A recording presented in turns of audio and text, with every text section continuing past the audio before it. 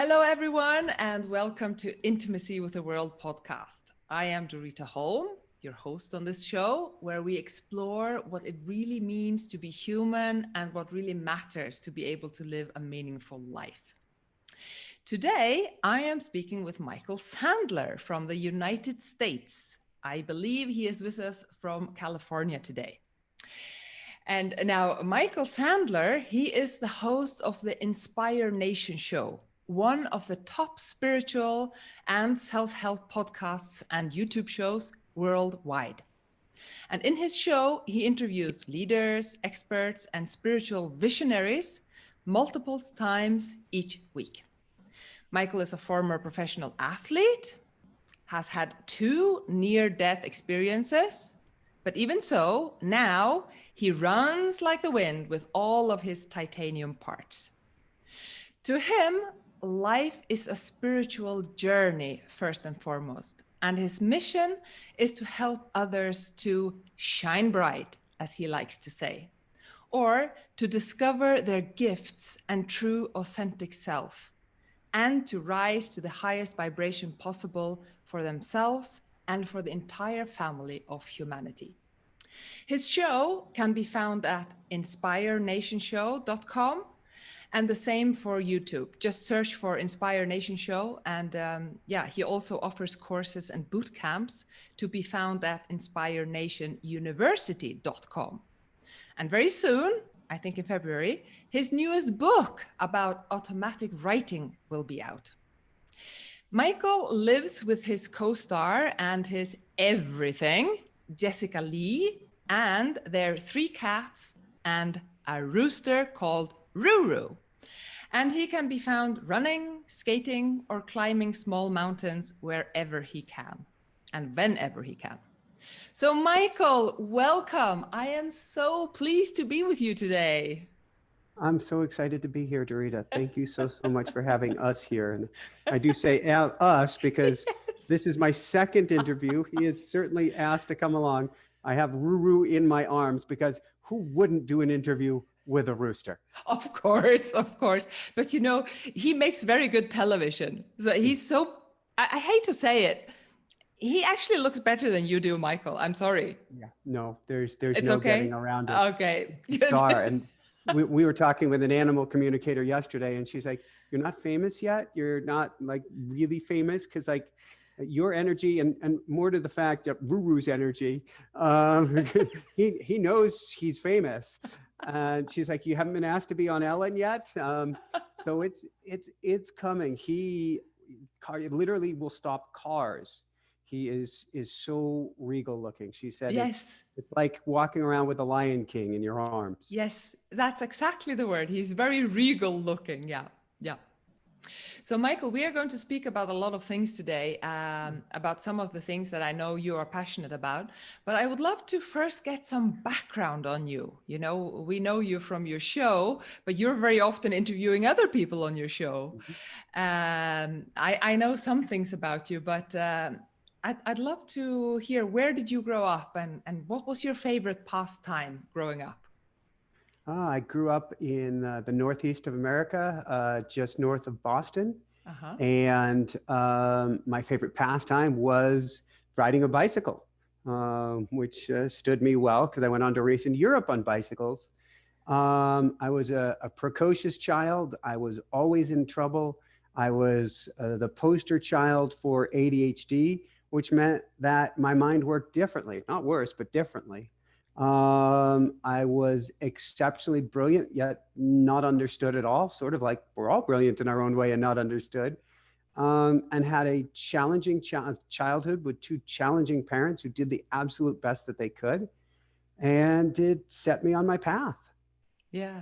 So I know that your mother is still alive, right? Is your father also still alive? Yeah, both of them still alive and well, absolutely. Yeah. So what do they say to you when you, for example, say to me, and they might hear that it was challenging growing up with them? What do they say? Well, it's in the acknowledgments of our automatic writing book, which, shameless plug, comes out January 29th. It's called Automatic Writing Experience.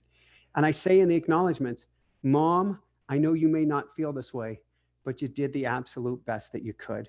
and I turned out perfectly, and I love you so much, and I thank you so, so much.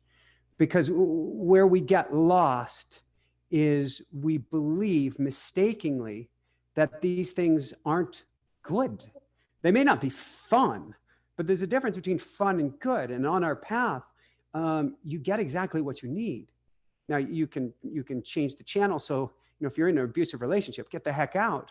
But as a child growing up, if your childhood, well, you wouldn't know it at the time, but when you get to be an adult and you go, wow, what a terrible, poor, this, that, and the other childhood, that's actually just a label, because it is exactly what you needed to make you who you are. And if you go, yeah, but I don't like this, that, or the other thing about myself, perfect, then it was the fuel to help you change it. Yeah. It's all perfect just as it is. But does that mean that even the things that really weren't all that good in your childhood, that you're completely almost thankful about it, grateful about it today? There is nothing. Do you not have any regrets about not having a happier childhood or something like that? None of it. I had a regret about a college sweetheart, but that's long past. But other than that, and that you couldn't really call that as in my childhood. But no, all purpose, all path, all perfect. Now, I look at my path and I go, wow, I started learning computers really early, but nobody was there to mentor me and guide me. I could have been a Bill Gates or a Steve Jobs. I did this other thing and I was really excited about that, but there wasn't anybody. Well, I could have been you got to understand, I turned out to be Michael Sandler. So had I done that, I wouldn't be me. Yeah, so exactly. It's all perfect just as it is. It doesn't mean that it's easy. But on the other hand, at 10 years of age, I'm racing bicycles against the babysitter's cousin, who I don't know, challenged me to a bicycle race or something. She hits a rock, she loses control, she hits the front of my bike, I go flying. And I had 6 surgeries from that. And I spent the equivalent of a year or 2 in a wheelchair or on crutches. And I was told I'd be lucky to walk by the time I'm 18. How was awesome is that? Was that when you were 10? That was when I was 10. And that set me on my path for understanding resilience, understanding kindness and compassion, understanding those who are more challenged in ways that we may be, understanding first off that you're not your body, but also that your body is not controlled by a doctor or anybody other than yourself. All perfect, all path, hurt like hell, let me say, yes. But all perfect. Yeah. I guess if I was to have one regret, if I was really to have one regret, my dad and I had some challenges, particularly around age 16, and I'd want to go back and erase that and make things easier on him there. Yeah. I'm not worried about for myself, but I would love to have treated him better at that point. Yeah, with more understanding, right? Totally. Yeah. Totally. So this the best we could. Yeah, of course. Yeah. So this brings me on to now that we're talking about accidents and bicycles. So what happened to you in France in a roundabout, and what age were you then? Then I was 22 or 23, somewhere in that range. Coming in to Hauville, which is just outside of Annecy. Yeah, and you were in a bicycle race, right? You were in a race. In a bike race, and I've got a French gentleman gives me some water. There's a crowd up ahead. They're screaming, "Vous allez." It's a closed course. A safety official has his safety wand out. He waves me through the turn. "Vous allez, vous allez." Ooh, and you can hear the French accent as they're saying it. An elderly woman had gotten her car out down an alley onto a closed race course, and would have hit me head on had I not turned sideways. And so she hit me with her full-size Peugeot at a 90-degree angle. And that ended my European career, really. It ended my path toward becoming a professional cyclist. Let's not call it ended, actually. Let's say it was the most beautiful steering gift ever. But you were very broken physically.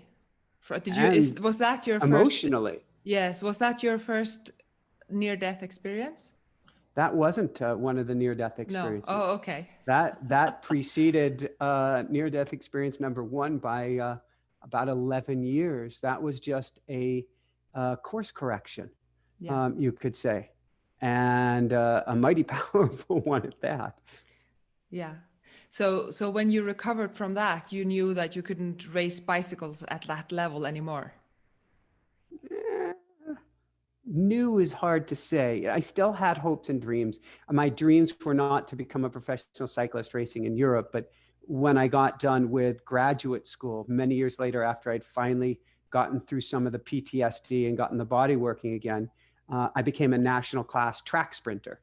200 meters. I was a big boy. I don't even remember what it is in kilograms. I was a lot of weight. I looked more like a football player than I did a cyclist. And so I hadn't fully given up the dream. It kind of morphed. I never expected to race at that level again, but I was still playing at the national level, which felt good. And in fact, my, I guess, claim to fame is I beat the Olympic track team to win a gold medal at the state championship. I think it was like 2002, 2003. What I learned is fascinating. What I learned not only is you're not your body, but this is not with not regret, but had I known when I first got injured what I knew 10 years later, I could have come back. I wasn't meant to come back. I wasn't meant to know that. But what I learned about your body and healing and the mind and the power of your visualization or mind as creator, it's phenomenal. But I didn't know any of it. Yeah, is that what you used to get better after that accident? Did you use your mind intentionally to heal already then? But I knew a lot early that I didn't know out of a book. I had done, cycling's a rough sport. It's as rough as American football. So I had one, I don't remember, one knee surgery that I had done without anesthetic in like, I don't know if it was like 92, 93, by just going into a meditative state. I had a sinus surgery, didn't go as well. Did that without anesthetic as well. I had done a lot of interesting things with the mind without knowing what I was doing. But then after getting hit by the car, I had 6.5, 7 years of PTSD until I finally started quieting the mind, listening to the body, connecting with nature, and really taking a journey on the inside to begin to heal. And as I healed in here, it reflected. They say as above, so below. As I did the healing work on the inside, the body began to reflect that. And then I could compete again. But now I had a more interesting carrot because I was competing and having fun. And that was kind of one aspect. You can call it, like in spirituality, they call it duality. So on the one side, this is a really weird way to describe duality. I have this external, let's race bicycles and see where we can get. But on the inside, I wanted to tinker with this inner game and see where I could get with that. And I'd been writing at that time a book for kids and adults with attention deficit disorder. It became a niche little bestseller, college confidence with ADHD. And what I was learning about is just how much we can tinker with and play with our minds. And that, in many ways, was far more exciting to me than trying to beat somebody at a race. I can remember one of my last races, I showed up, everybody's got colorful uniforms on. And I was thinking to myself, how pretty. Yeah. That's when you know your career is done. Yes. And so when was your near-death experience then? First one was April 2nd, 2006. And what happened? In 2004, I soiled all my racing gear and because of a dream that I had, and did a 5,000-mile, 40-day solo unsupported bike ride across the country to help people with learning disabilities. 2006, I was sponsored by Rollerblade to set a world record doing a 4,000-mile, 40-day skate across the country, which was cut short. And that's what happened one day after a training session. I'd been praying and meditating in a creek for safety and guidance. I'd just been listening to an audiobook by Dr. Wayne Dyer called Inspiration, I think it was. He's talking about how everything in life happens for a reason, and laced up my skates after meditating and rolled off. And I remember saying to myself, it's a Sunday, Michael, people are waking up now, they'll be out on the bike path, go slow. And I rounded the first bend, and a tourist didn't realize he had parked offside the bike path. And he stepped out onto the bike path. He didn't know it was a path, teaching his baby how to walk. And they stepped out right in front of me. And it was one of the most profound, beautiful, painful, ugly, horrific, awesome experiences of my life, because I went flying through the air trying to avoid this baby. And I exploded many, many bones on impact.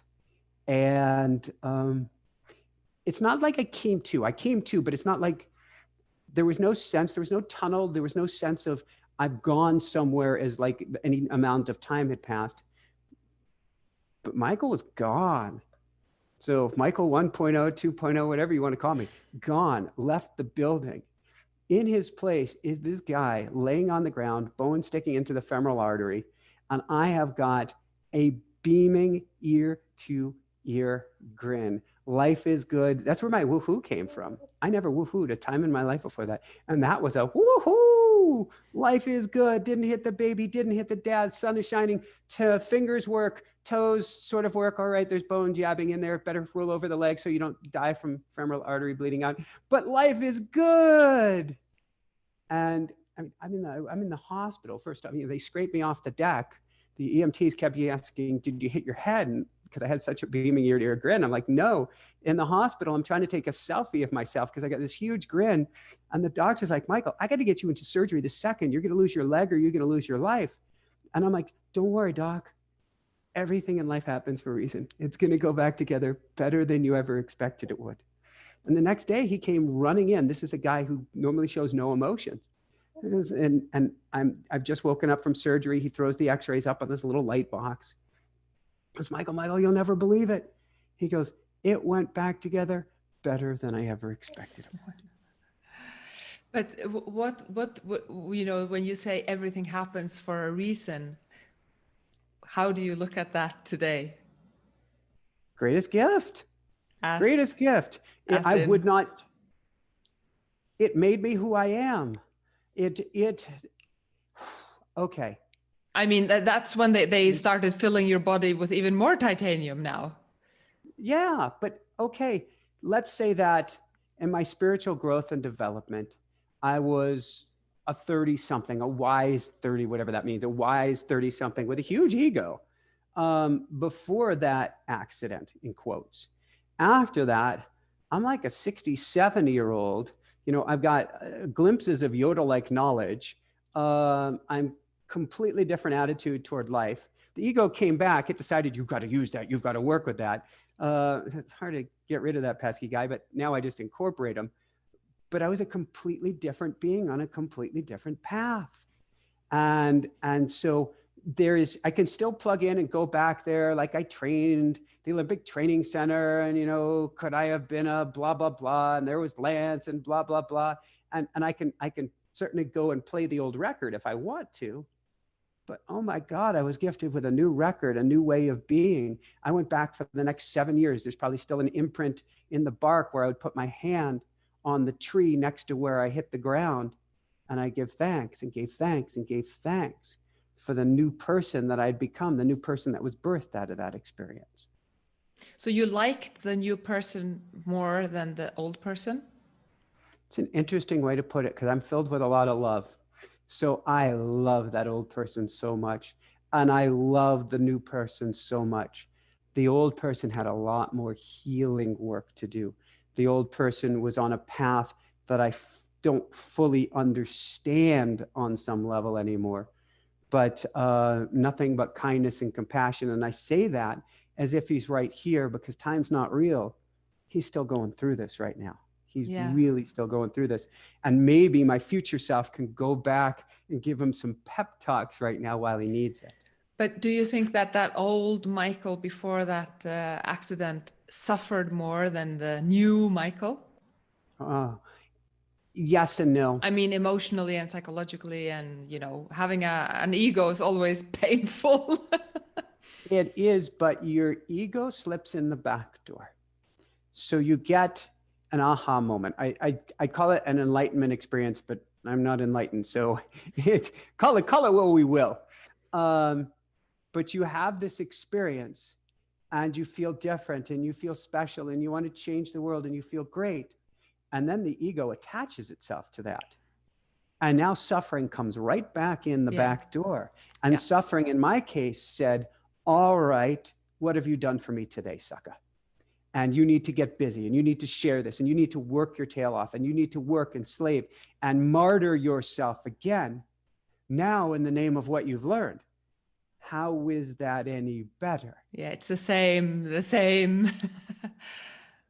Which is why we can go for the whole story, or we can do the short version, which is I had from 2006, April 2nd, 2006, through 2000, and I believe it was 14, 3 accidents. 2 were near death. The third one just broke all the bones around my heart to crack me wide open to where I could finally stop the BS and finally fully embody without this dualistic fight of, well, I need to blah, blah, blah, blah, blah.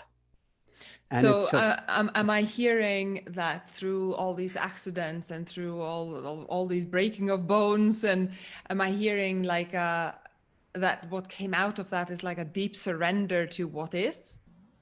Well, at a very minimum, absolutely. Absolutely. There is a complete and total. That doesn't mean that I don't have my wants and have my likes and have my desires. That to me actually comes from spirit. That's guiding you forward. And if you're upset, that's energy. It's just guiding you forward. But there isn't that attachment now. I have my preferences. I don't honestly, we're outside of this beautiful place called Joshua Tree in the desert in California. I would define myself, which is limiting. So we're just going to play with masks and say, I would love to wear the mask of, I'm a mountain person, I'm an ocean person, I'm a water person, not so much a desert sand person. I'm here in desert sand for this winter. I couldn't tell you why. It has been a beautiful, spiritual, magical journey to be here. It is not what my preferences are at all, but I can still love it just the way it is. I can have my preferences, sort of like you give me vanilla, I might go, thank you very much. I could use some ice cream, vegan, please. But I would prefer chocolate, but let me love the vanilla now with all I can. In the past, I would have been, oh, hi, Ruru. You look like you're hungry now. You may have to go down in a minute here. In the past, I might have said, poor me, woe is me, why am I here? This isn't the way I want it. This isn't how I want my life. And I would have created a whole drama around that. Now, maybe I just paint a prettier picture, which is, all right, I have no idea how I got here. And I know it's perfect for now. And when it's not perfect, we'll move. Woohoo! Yeah, I see. Yeah, it's that thing about how attached you are to your preferences. You know, you can have preferences, but not be so attached to them, right? Exactly. Yeah. Exactly. So I'm curious because now you've written this book called Automatic Writing about automatic writing. So when did you learn automatic writing, and where did you learn it, and why did you learn it? So when the teacher is ready, the student appears.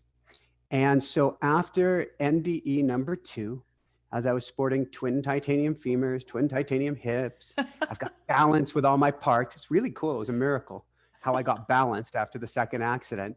There was a gentleman in Maui who does some cool things with light and cool things with energy. And he hooked me up to like these jumper cables, and he's looking at my biological age versus how all the different Chinese meridians and stuff are working.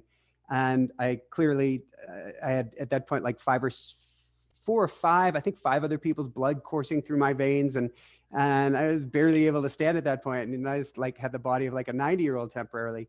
His partner though was teaching a course on how to tap in and hear from the Akashic Masters, basically the librarians of the universe. And I took her course and I learned something akin to automatic writing, specifically for tapping into the Akashic Masters. That was pretty awesome. And the words I got when I wrote was amazingly profound. The challenge came when I was then told I needed to read them back to the class. And when I read them back to the class, they were words of, you're here to be a leader. You're here to guide people, to speak from the mountaintops, to speak before millions, and on it went. Now, this is somebody who had been working at moving past, I don't know if that's the right term, but getting ego under control.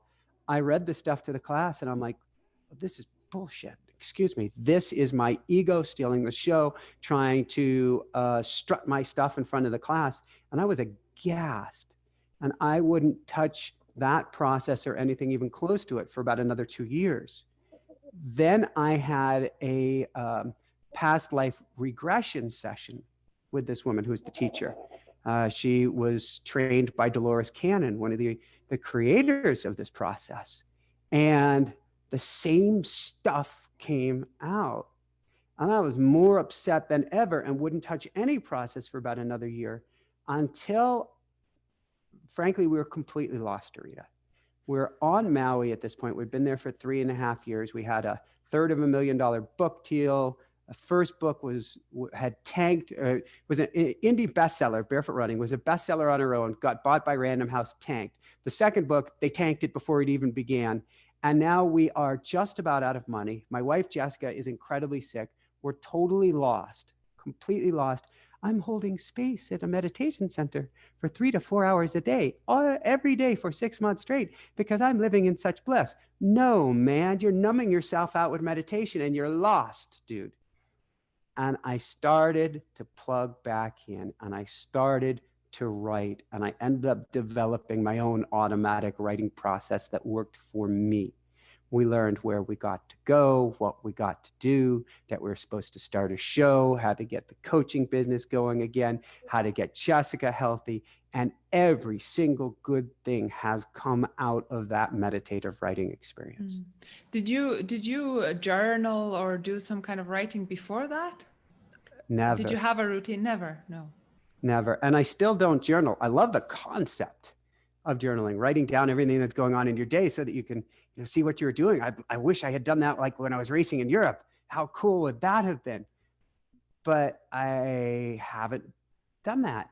Automatic writing, the difference is a journaling process is I, me, my. The George Harrison song of the Beatles, their last song, brilliant, it's a recording of you. I did this, I did that, I want this, I don't have that, I'm in pain. And automatic writing is, you are okay, you are loved, everything is good, you are fine. It's okay, dear one. And that is something that was not in my wheelhouse at all. And do you, because you were speaking about meditating and holding space and kind of making a little bit fun of it, you can't keep holding space when everything's going to hell, right? So do you still meditate though? Oh, I still meditate, not as much as I used to, but I can remember being in, I think it was Thailand. No, I had just left Thailand. I was offered a job, Jessica and myself, running a mindfulness center in Thailand. We had just left there, and it was in an airport. Where was I? South Korea airport. And there was a monk running through the airport, completely freaked out. And it just brought home the idea that, and I'm not picking on meditation, it's amazing. I can't recommend it enough. But to take your practice from the cushion, off of the cushion, is equally important. And so automatic writing, I go quiet, I meditate beforehand, I dive into my automatic writing. It is a meditation. And then I learn how to bring that brain state. In fact, in the book, we have a whole section on the science and the brainwave patterns that you get to bring that back throughout the day. So I am not in an Om state, but I actually am in a drop down, no mind state for much of the day. When I coach, I'm in that state. When I speak with you, I'm in that state. When I do my own interviews, I know, Ruru, you're helping take me out of that state because you're getting hungry. I'm going to put him down in a minute. We'll see if he gets some food or if he goes nuts. Yeah. All right. Hold on 1 second here, yes. Dorita, as he is bringing me back out of the meditative state and saying, oh, you're putting yourself up on a pedestal. I'll show you. Yeah, I'll exactly. Show you just how grounded you are. On here. I know, good boy. Let's see how you do. All right. Now is where we will have the challenge. As a teenage pubescent rooster decides what kind of state he feels I am in or not. Yes. So I have a question for you about your automatic writing. So as far as I understand, your automatic writing kind of guides your life as to which projects to embark on and where to go and how to deal with many things in your life, right? So if your automatic writing one day comes up with something that you think is really crazy, it tells you to do something, or it's guiding you to something that you really didn't expect and that you really don't want to and you really don't think is very wise, will you still do it? That's a great question. And we're going to table that for 1 second, but it is actually a question that I asked this morning to Don Miguel Ruiz of the Four Agreements. And so hold on. I think Ruru wants to take a nap. So bear with me 1 minute and we will pick this up. So this will be kind of the cliffhanger. What will Michael do when he's told to jump off a cliff? Yes, exactly. Check it. Ask the question. How does this make me feel? Does this make me feel light and bring me up? Does this make me feel heavy and bring me down? Question it every which way you can, and then don't race into it. Usually, not always, spirit doesn't need you to move at the speed of light. You can go, as I've heard somebody once said, go to Merlin and ask time to be slowed down, and then breathe into it. So if universe really did say, if automatic writing said, jump off of a cliff, and this fall it did, it said, go on the road. Take your entire business, take your 3 cats, take your rescue rooster, and get in a 35-foot bush/RV and go on the road for several months, which created chaos because you've got 3 cats and a rooster and you're on the road for 2 months. And I asked every single way, is this what I'm meant to do? Why am I supposed to do this? How am I supposed to do this? Do I need to do this? And I got yes, yes, yes, yes, yes. And I would ask myself, how does it make me feel? And I would get scared out of my mind. Okay, why? Let's lean into that. Is it scared out of your mind because this is a bad thing to do? Because jumping off of a cliff usually doesn't end very well. Or is it really excitement in disguise, wanting to carry me forward into the unknown, but I've just mislabeled it? Wow, actually, I'm really excited about that possibility. Okay, it might blow some shit up, which it did. And on the outside, it might look like complete and total chaos. But maybe it's helping you to shed what doesn't serve you and to step forward into the new you without needing a 2x4 this time. Yeah. Just to let the listeners know, if there's somebody who doesn't know you, because you had a podcast, a very successful podcast and YouTube show where you were interviewing about 2 or 3 guests every single week, no? And of course, that's difficult to do from the road, from an RV with lots of cats and roosters in the bus, you know. Yeah, so you were having to root up your whole business and go into the unknown. But of course, that can bring about some new opportunities, right? And some new growth. Opportunities, growth, and I have transformed so much. I mean, it's a year of resilience. We get to learn how to be more pliable, more flexible with everything going on right now. But in many ways, it's not the same as a near-death experience. Let's not compare it on that level. But I'm not the same at all as I was before I got in the RV. And so I can look at the business, which is now taking off again, but I can look at the hiccup in the middle and go, oh my God. And we were very lucky. We had a significant savings, which we torched a lot of, not realizing how much we were going to torch, but it was the journey. But, and at the time, or looking at the videos made in the middle, it looked chaotic. It looked like, do these guys have their act together? This is ego looking at it, when it was the perfect thing to do. It was so perfect and essential. And we often really get confused on the emotions. And we think, well, this feels icky. This is exactly what I should not do. But often the very thing we're railing against the most. Brief example, we were in Maui, everything's going wrong, and we were going to have to leave the most tropical, amazing place on earth, relatively. There's some other places that are probably even more incredible, but that's how it felt at the time. And we were going to have to go back to Jessica's parents' home in New Jersey and live in her tiny bedroom with 2 little mattresses sleeping on the floor. Yes. From up on the hills in Maui, where we could see the ocean coming in on one side of the island, see it on the other side of the island, and we're up above it all with lush greenery and everything around us and all these. And where am I going with this? Yeah, it was a transformation that was needed, right? I said, thank you. I said, anywhere but New Jersey. No to New Jersey, no New Jersey, no New Jersey, anywhere but New Jersey. What you resist persists. But my higher self was saying, in New Jersey is where we're going to rock it. And so I had this kind of deal with myself. It's kind of interesting. I was going to play the role, which is what I was talking with Don Miguel about earlier today. I was going to play the role, wear the mask of anywhere but New Jersey. Oh, New Jersey, hold the drama. However, there was an inner agreement that said, you can play this role as long as you want, because you're still going to have to move to New Jersey. The minute you get there, you are going to make peace with this and you are going to rock it. And it turns out New Jersey is where we started the show. We became a #1 show. The coaching business took off. The book idea took place.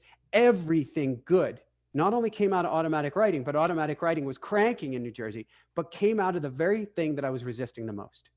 Yeah. I thought it was very interesting what you said, that when you had to take everything up from Aspen, where you lived, and move into a bus just a year ago or less, that you felt the fear. And normally we think fear is such a negative emotion, right? But you said when you investigate the fear, it can also be excitement, right? And I think that's really, really worth reminding ourselves, everybody, that when you feel fear, it doesn't necessarily mean something very negative is about to happen, or that this fear is very negative. It can be excitement, and it can be growth, and it can be transformation, because we are scared of the new, the unknown. To me, fear and anxiety are energy without deliberate direction, without deliberate motion. Once we figure out where we're supposed to go, that actually helps us move forward.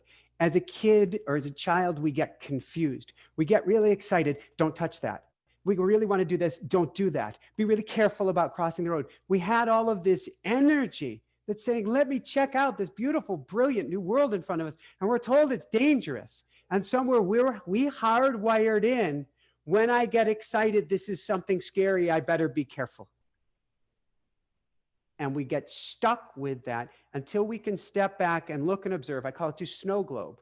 So you shake up the snow globe, you look at it, and you go, wait a second, those little white things coming down are actually that's pretty, wow. That's where we get to go back to that childlike sense of wowness, of going, wow, I'm scared out of my mind. There was something in the last few days, because we're re-engineering our whole business. And I said to my wife, who I call, her name's Jessica, but I call her Pookie, or I say she's upgraded. She's now the Pook Star. And I go, Pook Star, I go to admit, I'm really scared here.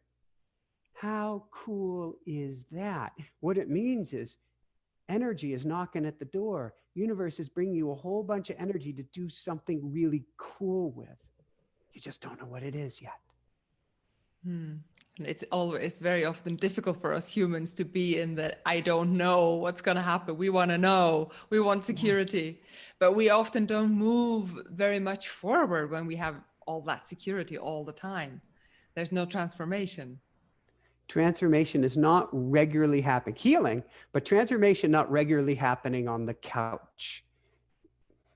Yeah. It's when we get uncomfortable. And so that, if you take one thing away, recognize, I'm sure who's ever listening, you're uncomfortable. You wouldn't be choosing to listen to this if you were perfectly comfortable. That uncomfort, that discomfort, that's a gift.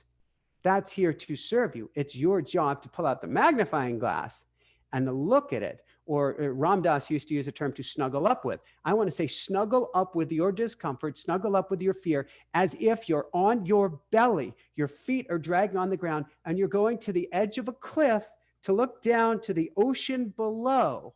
That's how much I want you to snuggle up, and you feel the vertigo, you feel your belly flip-flop. Investigate that, and your life completely changes. Yeah. So I'm mindful of our time here, Michael. I would like to know, how we speak about all these lofty things and so on. So what's the thing you like the most about yourself currently? I'm taking you out of your comfort zone, Michael. Wow.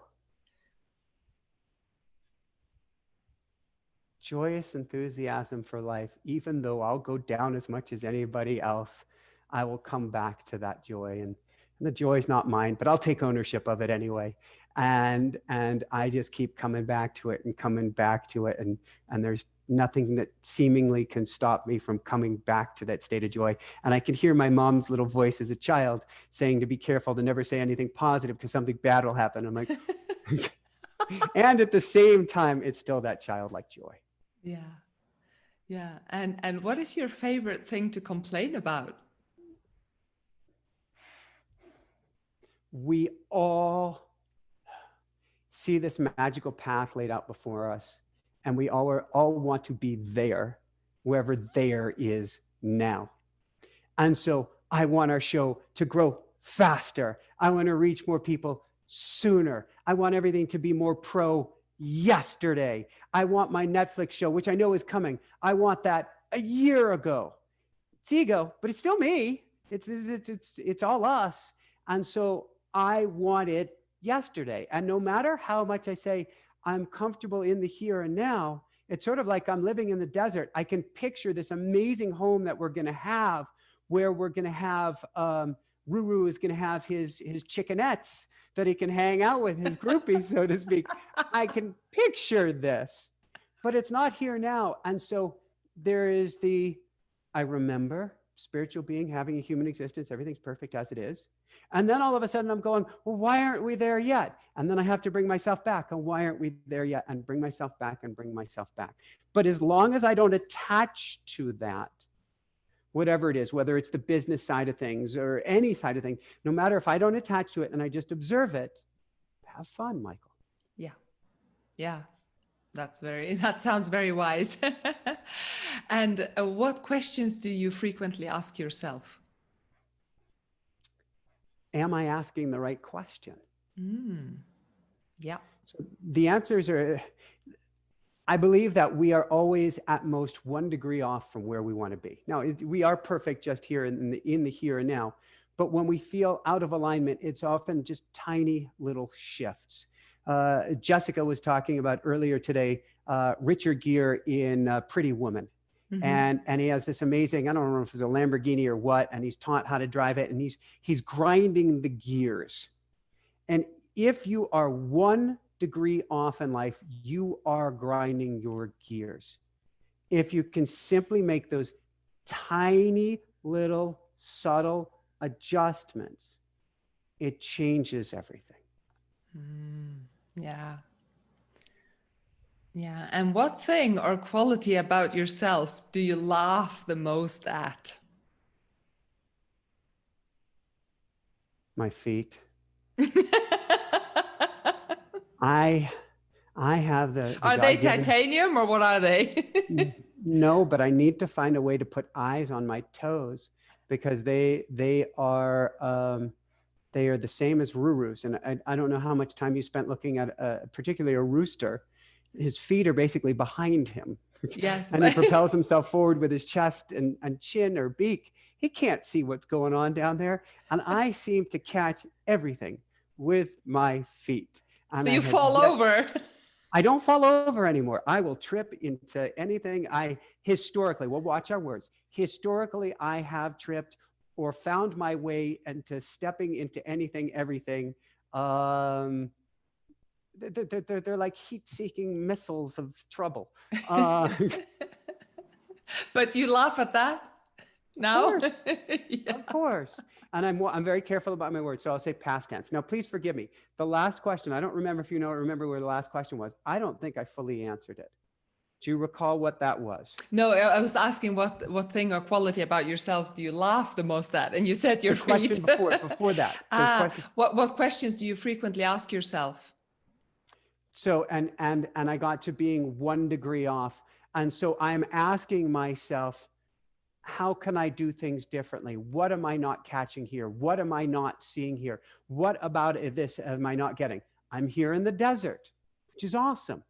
Why am I here? What can I learn from this? So through automatic writing, I'm going into a process of inquiry, continuous inquiry. And I want to know, am I even inquiring with the best questions? Because your questions lead to new answers. And so I have fun playing with these questions. When I go into automatic writing, my first question is, what do I need to know? But another great question is, how did I get here? And how is this here to serve me? Everything is here to serve you. Yeah, I love that you said, because I was going to ask you, I love that you said, and you have fun with the questions, because it can sound quite exhausting to always be questioning everything, to always be questioning your life. What am I doing now? Why am I here? Where do I go next? Am I doing the right thing? You know, that can sound quite sort of stressful, always to be inquiring like that, no? But you said, and I have fun with it. It's stressful to the adult. I can remember we're driving down the road. The heat gauge goes off in our little Mazda. It's like 1978 or something. We're driving down the road and the engine might blow up or something. And I'm asking my parents all of these questions. And they're going, stop it, Michael, because they're totally stressed out because what's happening with the engine. And I said, but Mom, you told me to always ask questions. And she said, I take that back. The adult in us doesn't want to hear all these questions. The little kid on us sees, oh my God, you're holding a bracelet. How cool is that? How is it made? Where did it come from? Where are those stones? You're on this computer. How is it? Why am I seeing things? Where did this light come from? What is this plug right here? It's all so cool and exciting. The little kid in us does not get exhausted by asking questions. They want to explore, they want to grow, they want to learn, they want to understand. We get back to that inside of us, and all of a sudden we're looking at our lives a completely different way. You want to talk, people talk brain hacking, life hacking, whatever hacking. You are truly hacking your life by looking at it, stepping back and going, how cool is that? Wow, you just tripped over another stool. How cool is that? But do you understand what I mean when I say that it can sound exhausting instead of just resting in? And so is there like a balancing act in resting in what is and questioning all the time? Am I in the right place? Should I set my course somewhere else? Where am I coming from? Is there a balancing act there? You just brought up a beautiful paradox, which is to rest in this blissful moment, because I am not each moment parsing each word and asking about each thing, but then to step back and go quiet and dive in and go back and forth like yoga. Tension, relaxation, the two of them meet. Like electricity, the positive and negative pump is what is allowing us to speak to each other. There is an important polarity. And so while you're hearing me now getting excited and talking a little bit like a squirrel on crack, there will also be this part of me that will then balance and go back to nothing. Yeah. And just be. So it's a brilliant question you're asking. So this podcast, now that we're ending, this podcast is called Intimacy with the World. What does that phrase invoke for you or in you? Drop your shields. Be your true authentic self. Lead with your heart and be as intimate as you can with the cashier, with the man or woman on the street, with yourself as you possibly can be. This is not the time to raise our shields and to protect ourselves.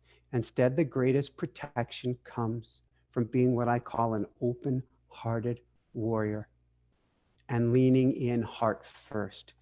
That's what changes your world, and that's what will change, and why I'm speaking with you today and what your mission is. Well, that's what will change the planet or elevate consciousness, is when we lead from here. That to me is intimacy with the world. Oh, that was so beautiful. Thank you for what you're couldn't doing, agree Dorita. more. Thank you, thank you, thank you. Well, Michael, thank you so much. I'll just, thank you.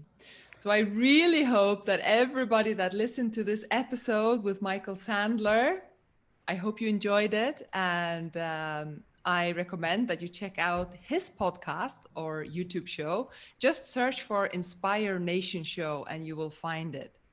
And thank you so much for listening to Intimacy with the World podcast with me, Dorita Holm. And please be sure to subscribe to the podcast and leave a comment. And if you were with us on YouTube, please like the video and leave a comment. This greatly helps other interested people find these inspiring conversations, and it does also help me. So thanks again, and see you next week with a new episode. Be well, everybody. Thank you, Michael. Thank you, Dorita. Thank you so much. Now, before I leave you completely, I just wanted to let you know that in collaboration with the Adventure Syndicate, I am offering a very special online mindfulness course with focus on our inner wildness and on how intimacy with nature can teach us so much about ourselves, about how to be in our bodies and in the world in more wholesome and authentic ways, which will, of course, bring more well-being to ourselves and others. This course starts on the 2nd of February 2021, and for more information about this 6-session online course where we explore this inner wildness and freedom through nature, just go to my website, which is doritaholm.com. And on my website, you can also sign up for a free coaching session with me. I coach people through all sorts of life situations, from mindfulness and personal growth to getting more clarity in your life and find more purpose, transforming your intentions into becoming reality. So if you would like to schedule a free 25-minute session with me, please go to my website, doritaholm.com, go to coaching and find a date and time that suits you. Thanks again so much for listening and watching, and please like the YouTube video, subscribe. This greatly helps others find these inspiring conversations, and it does also help me. So see you next week for a new episode of Intimacy with the World, and please be well.